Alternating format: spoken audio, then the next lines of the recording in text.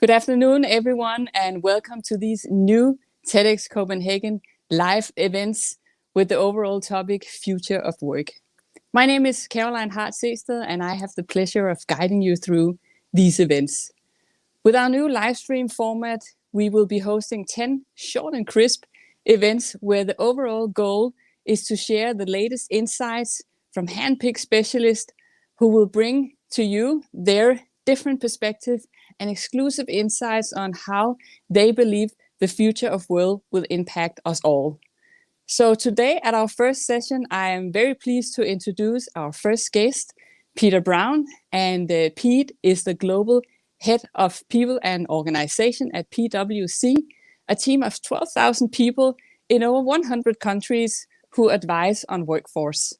And Pete, he's calling in from London today, and he will, over the next 15 minutes, share some of the future of work megatrends that we can expect to see in the coming decade and how to best prepare for these megatrends.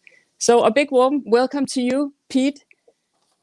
And good afternoon, Caroline. Good afternoon. So nice to see you again. And I think we should just jump right into it. So I will start with the first question to you, Pete. What do you believe are the megatrends that will reshape the way we'll work in the future? Great.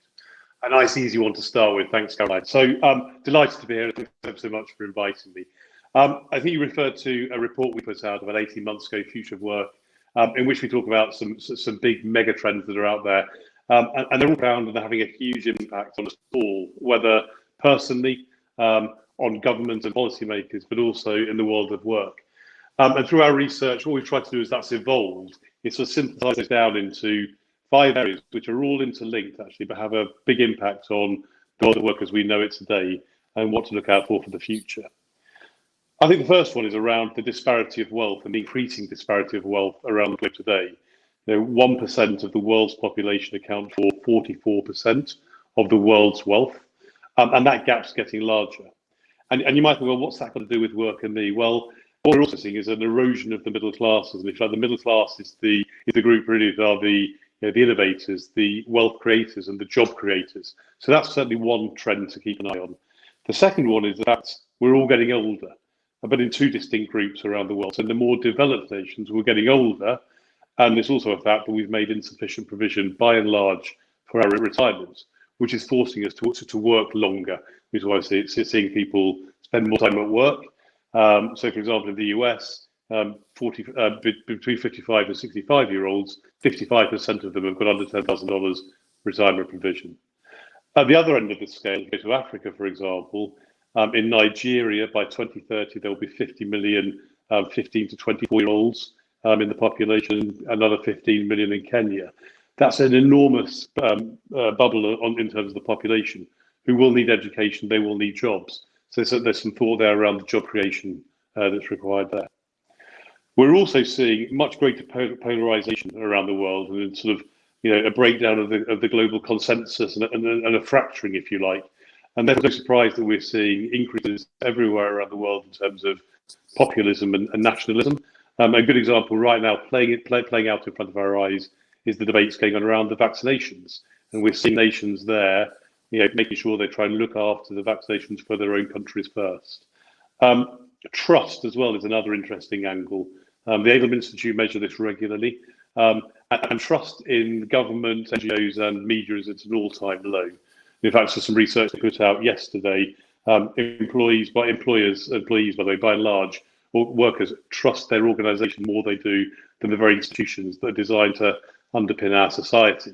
And again, a very timely example of that is probably what happened last week in Capitol Hill, that breakdown of trust in institutions.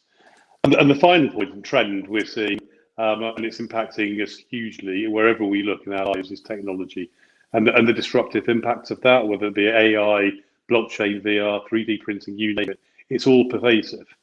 And depending on the research you read, and there's a lot of it, somewhere between 30 and 50% of jobs, as we know them today, will be displaced by technology by 2030. And that brings, a massive skilling agenda item for everybody, actually. So all this as well, these trends of all, as we've seen in the last 9-10 months, have been massively accelerated by COVID and the pandemic. So there you are, Caroline. There's quite a lot to get our arms around there as we think about the future and work. Yeah.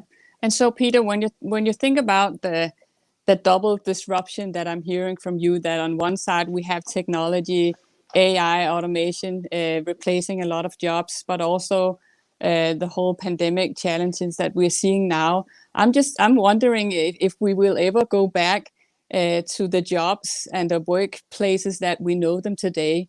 So maybe you want to share a little bit about how do you foresee organizations and businesses will look like in the future ahead?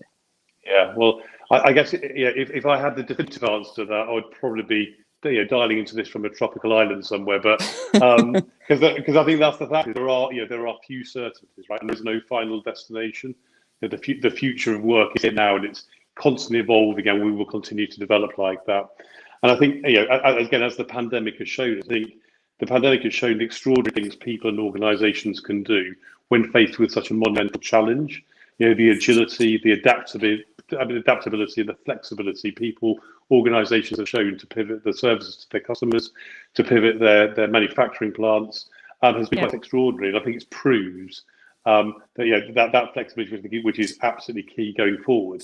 I think there are a few things in terms of predictions, like I say, with some level of certainty. I think the march of technology will continue, and it will continue to disrupt jobs as we know them today, and automation will continue. But I think also, that brings the whole item around skills and the need to upskill to be able to work with those technology, but also to realise that technology in itself is great, but you do need human and humanistic traits in order to to bring the best of that technology to work in concert. And I think that, for me, again, a light shone on it by the pandemic, is there's a danger that as human beings we're always on, that blurring between work and life. And I think what I've noticed around the world and organisations is a much greater sense of focus around well-being, and I think we'll see that enduring. A recognition that if we want people to be the most productive, they need to be able to bring the best of themselves to work. So I think we're seeing that focus around well-being. And finally, I think all our research tells us, and we see this time and time again, is that people want to work with an organisation where their values are aligned to the purpose of the organisation. And so organisations having a clear purpose around why they exist beyond just financial returns. And we're seeing that's being demanded not only by customers but also by employees. They want to understand what the organisation stands for and what good it's doing to the world in which they live.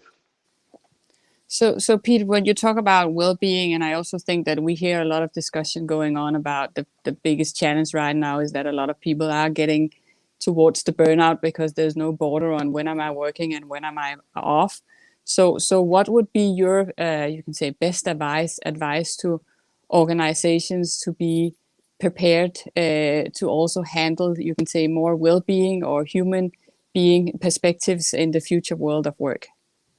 Well, I think first and foremost, it's acknowledging it, right? And I think we're seeing organisations increasingly doing that, and they recognise that everybody's holistic well-being is critically important for them to be able to perform in the world of work. We're seeing all sorts of different well-being programs introduced, which I think is fantastic and well received.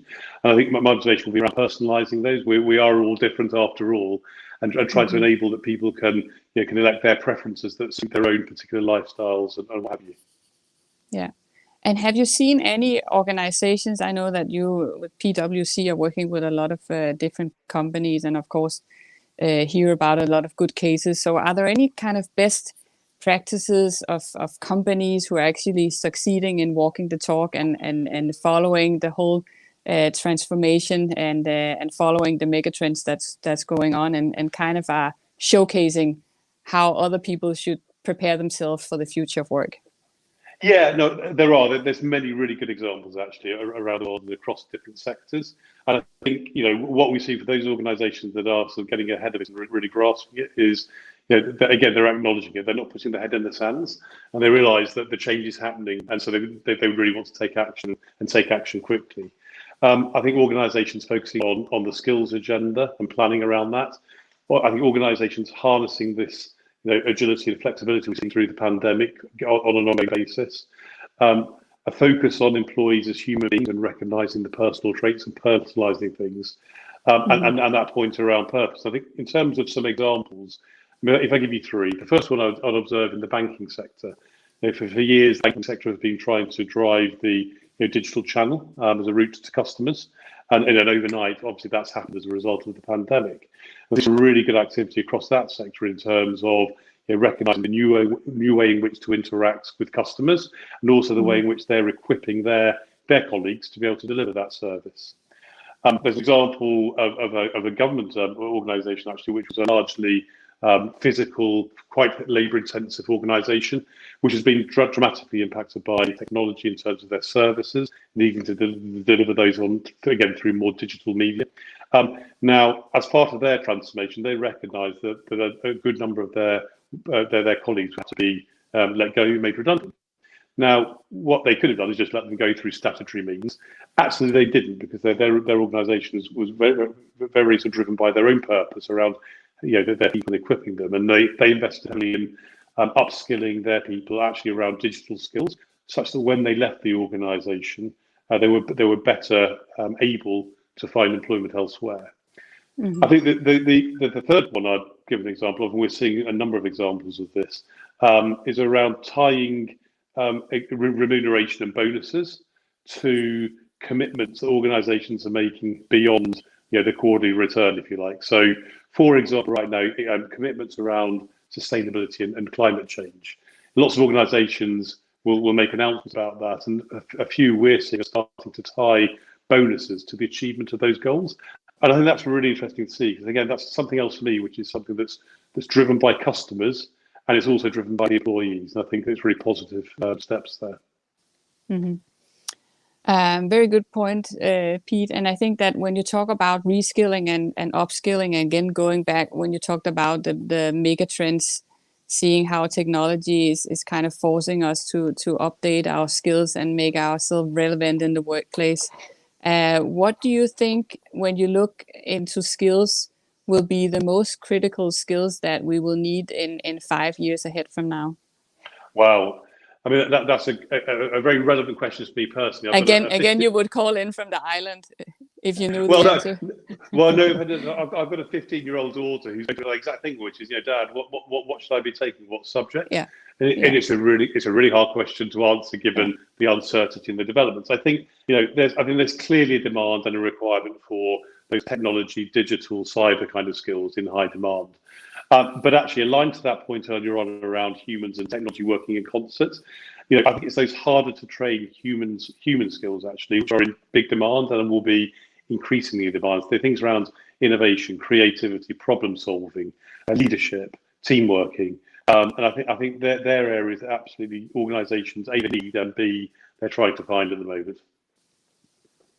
And when you talk about the leadership, I'm also curious to hear from you as an expert and a business leader who's been in the field for many years. What do you think will be the success criteria for being a good leader in the future? Grams. I think what makes a good leader on Google is something like 1 billion returns when you search it, and it's not it for me to preach around leadership. I think what I can do is just give my personal reflections around what I see and observe, and maybe some of the traits from great leaders that I've worked with and observed. I think right now, anyone who's in a leadership position, what a challenging time. There's just so much going on, so much volatility and disruption. But a few things for me. I think, somebody who can inspire confidence is really important, and to engage the audience, to have a clear story around where they're taking the organisation, and engage colleagues along that journey. For me, it goes without saying, high integrity and trust is critical. People typically like to work with somebody they trust and they have confidence in.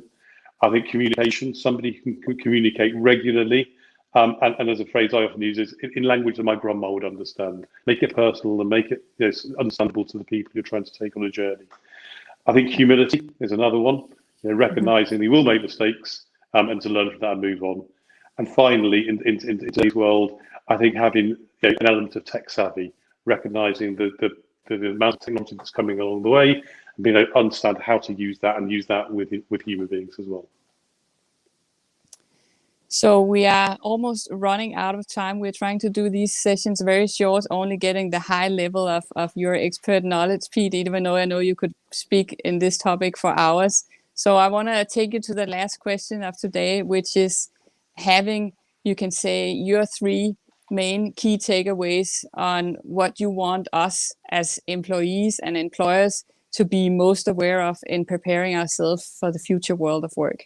Yeah, no problems. I think number 1 is act now. Own the technology debate, own that narrative, and be clear about it. Number 2 is, I think, as we've seen in the pandemic, when you're going through a transformation journey, don't be afraid to be brave and take a bigger step than you ordinarily would have thought, because you'll be surprised by what people can do, as we've seen.